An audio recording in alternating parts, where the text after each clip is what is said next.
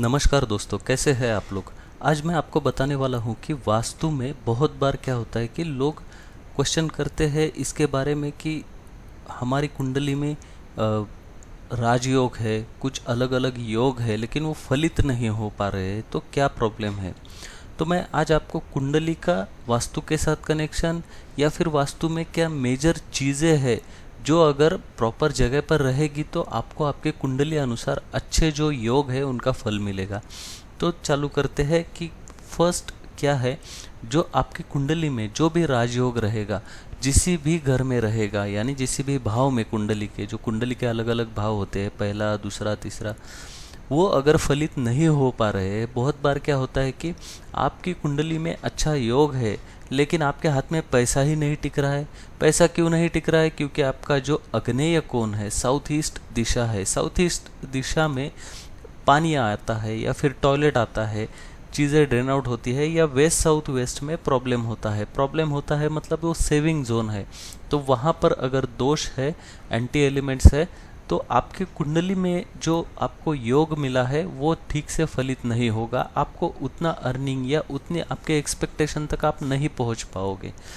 तो ध्यान में रखिए कि जो कुंडली में आपको जो योग मिले हैं वो आपका प्रारब्ध है, लेकिन अगर आपको उसके हिसाब से नहीं मिल रहा है, आप चेक कर रहे हो, कुंडली देख रहे हो, लेकिन उसके अकॉर्डिंग नहीं मिल रहा है, तो आपको वास्तु को भी देखना है। वास्तु में क्या है कि वास्तु अगर इसमें भी प्लैनेट्स होते हैं, वास्तु का बेसिक जो है वो प्लैनेट्स का ही है। कुंडली का हर एक भाव वास्तु के अलग अलग दिशाओं से कंसर्न होता है। तो अगर आपके वास्तु में उस दिशा में प्रॉब्लम है, जिस दिशा में, जिस भाव में कुंडली में अच्छा योग है, तो वो योग फलित होने में प्रॉब्लम होगा। तो सबसे मेन ज़्यादा प्रॉब्लम क्यों आता है? जो दो तीन चीज़ें हैं, एंट्रेंस है, किचन है, टॉयलेट है, मास्टर बेडरूम है। अब मास्टर बेडरूम क्यों?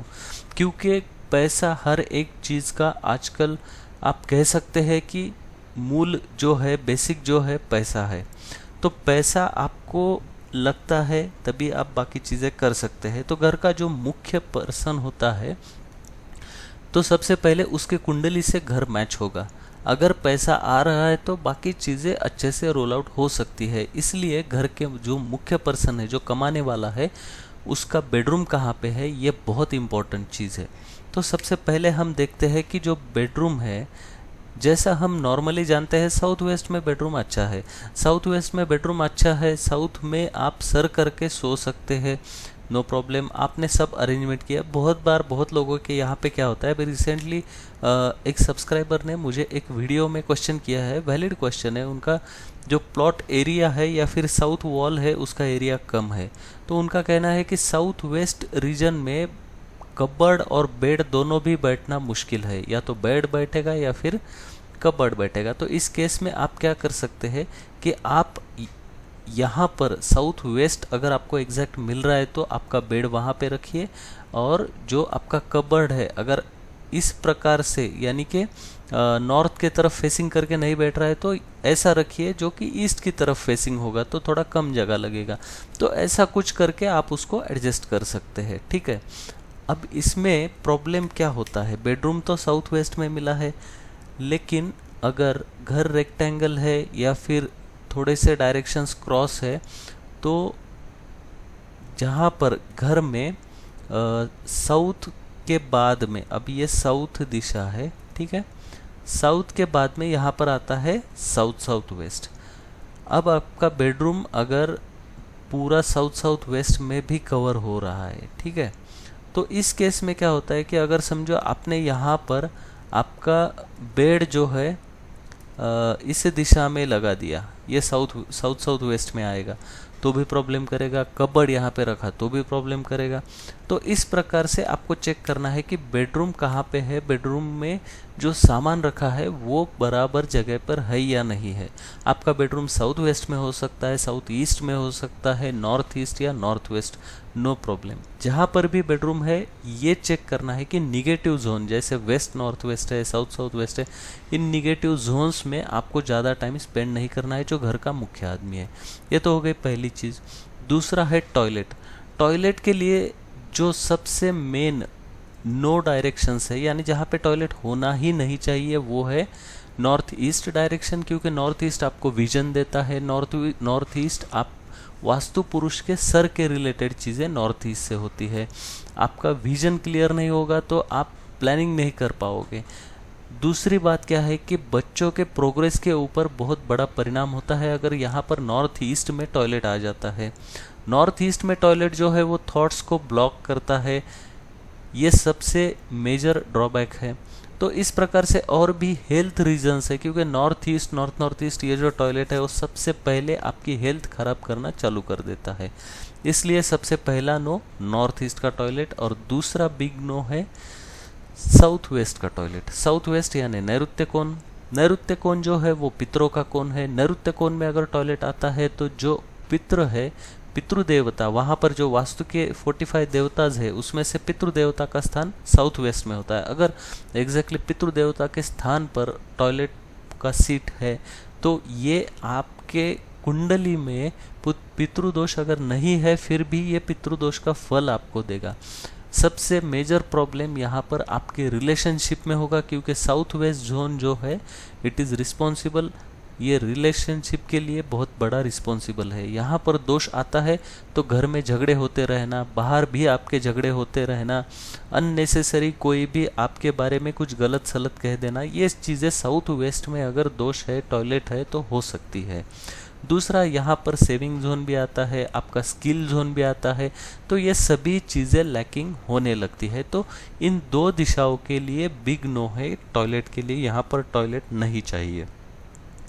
ठीक है, अभी बहुत लोग क्या पूछते हैं कि क्या कुंडली का वास्तु के ऊपर कुछ इम्पैक्ट पड़ता है? जी ज़रूर पड़ता है। आप जब भी घर लोगे, आप घर सिलेक्ट करोगे तो आप किसी वास्तुशास्त्री से या किसी ज्योतिष से आपकी कुंडली देखिए। आपकी कुंडली में जैसे ग्रहों के पोजीशन होंगे तो उस प्रकार से आपको घर में दोष भी दिखाई देंगे, ये आप चेक कर सकते हैं। तो इस प्रकार से कुंडली का इम्पैक्ट होता है। लेकिन आप अगर सही घर चूज करते हैं जो कि वास्तु अनुसार है, आपको सुटेबल होने वाला है, तो ये जो कुंडली के दोष है वो ज़्यादा इम्पैक्ट नहीं करते हैं आपके ऊपर। अभी नॉर्मली हम देख सकते हैं कि नॉर्थ ईस्ट में क्या कहते हैं, हमेशा जो वाटर सोर्स है, वाटर सोर्स नॉर्थ या नॉर्थ ईस्ट डायरेक्शन में चाहिए। अंडरग्राउंड वाटर सोर्स, बोरवेल हो या फिर अंडरग्राउंड वाटर टैंक हो, ऐसा हम जानते हैं कि यहाँ पर चाहिए। लेकिन जिन लोगों का केतु 4th हाउस में है वो अगर यहाँ पर अंडरग्राउंड वाटर का सोर्स बनाते हैं तो ये सबसे घातक है उन लोगों के लिए जिनकी कुंडली में 4th हाउस में केतु है। लेकिन अगर वो वास्तु के अनुसार है, चलो घर परचेस कर लेते हैं, लिया, लेकिन अच्छे एक्सपीरियंस नहीं है, तो ये इस प्रकार से प्रॉब्लम कर सकता है और इस प्रकार से कुंडली वास्तु के ऊपर इम्पैक्ट करती है। बहुत बार लोग ये भी पूछते हैं कि किराए का जो घर होता है, रेंटेड हाउस, तो इस रेंटेड हाउस का इम्पैक्ट होता है क्या वास्तु का? हम वहाँ पर वास्तु के हिसाब से नहीं है, हम रह रहे हैं, तो कुछ इम्पैक्ट हो? जी क्यों नहीं होगा। आपने एक लाइट का बल्ब किराए से लाया है, वो बल्ब आपने लगाया तो उसका लाइट, उसकी ऊर्जा आपके ऊपर परिणाम करेगी, आपको फ़ायदा देगी, या जिससे आपने रेंट से लिया है वो उसको लाइट देगी। ये ऊर्जा आपके ऊपर परिणाम करेगी क्योंकि आप इस ऊर्जा के जोन में रहते हो। तो ध्यान में रखिए, आप रेंटेड हाउस में हो, खुद का हाउस हो, अगर आप किसी भी घर में रह रहे हो, आपका पेरेंट्स का हाउस है, तो वो ऊर्जा आपके ऊपर परिणाम करेगी। सबसे मेन बात आपको वास्तु में जो देखना है, मैंने बताया है कि एंट्रेंस कहाँ पर है, किचन कहाँ पर है, टॉयलेट और मास्टर बेड, ये 3-4 चीज़ें अगर आप वास्तु में देखोगे तो आपको वास्तु अच्छा रिजल्ट देगी। और ये जो है ये कुछ साधारण बातें हैं। घर देखते समय हमें बेसिक क्या देखना चाहिए? बहुत बार लोग पूछते हैं कि मुझे घर लेना है तो सबसे पहले कौन सी चीज़ें देखूँ? तो सबसे पहले एंट्रेंस देखिए, किचन देखिए, टॉयलेट और मास्टर बेड, ये चीज़ें देखिए। बाकी आप चिल्ड्रंस बेड है, लिविंग रूम है, आपका ओपन टेरेस है, ये चीज़ें बाद में देख सकते हैं, इसको ट्रीट कर सकते हैं, लेकिन जो बेसिक चीज़ें मैंने बताई ये बहुत इम्पोर्टेंट है। धन्यवाद दोस्तों।